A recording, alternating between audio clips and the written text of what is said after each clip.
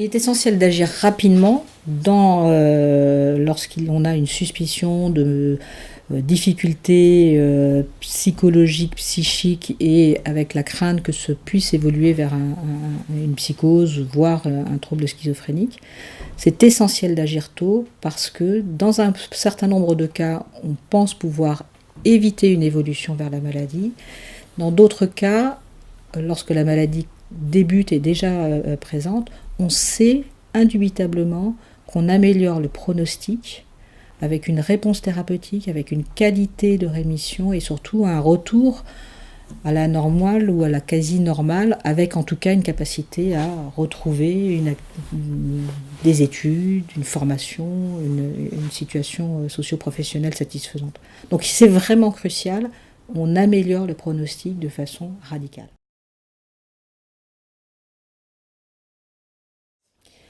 Alors les médicaments sont indispensables lorsque le premier épisode psychotique est présent, indispensable.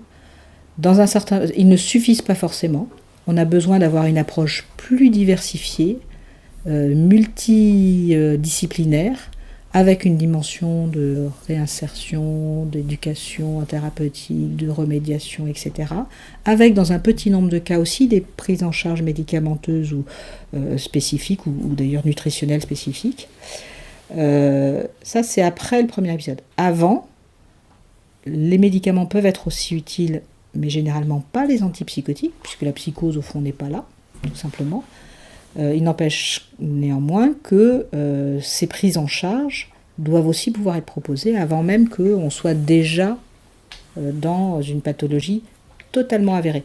Et on arrive à un paradoxe qui parfois gêne les professionnels, c'est-à-dire qu'on va prendre en charge, on va proposer des prises en charge thérapeutiques avant d'avoir parfois un diagnostic formel, en tout cas un diagnostic catégoriel. Donc on passe d'une évaluation de stade de maladie avant de pouvoir parfois affirmer un diagnostic parce que la maladie les signes qui sont là ne permettent pas de trancher.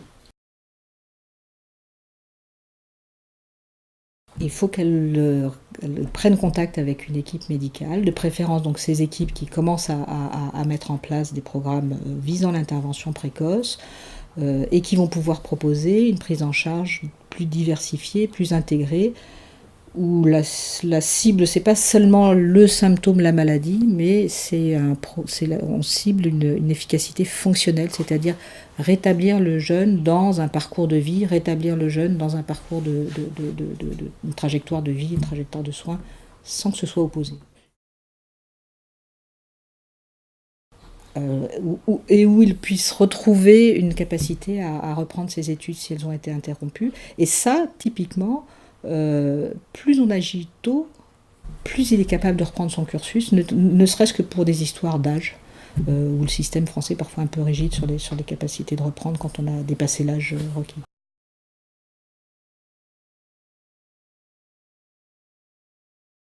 Absolument, la famille a un rôle tout à fait central. Nous avons fait un sondage avec la Fondation de Necker l'année dernière. On avait demandé aux jeunes de 15-25 ans vers qui vous vous tournez si vous avez des difficultés. La réponse était en premier lieu les parents, en deuxième lieu les amis, en troisième lieu le médecin généraliste. Et puis les professeurs, etc. Tout ça venait bien bien loin. Donc vraiment les premiers témoins aussi du changement, ce sont les parents. Il ne s'agit pas de s'affoler, il ne s'agit pas d'avoir peur. Parce que quand on a peur, on ne va pas voir. Il s'agit de faire ce qu'il faut comme il faut, c'est-à-dire en l'occurrence savoir consulter pour qu'il y ait une vraie évaluation. Parfois les symptômes sont bien présents mais très fugaces, et le simple fait de consulter, d'améliorer le climat, etc., familial, ou d'améliorer les difficultés à l'école vont améliorer le pronostic à long terme.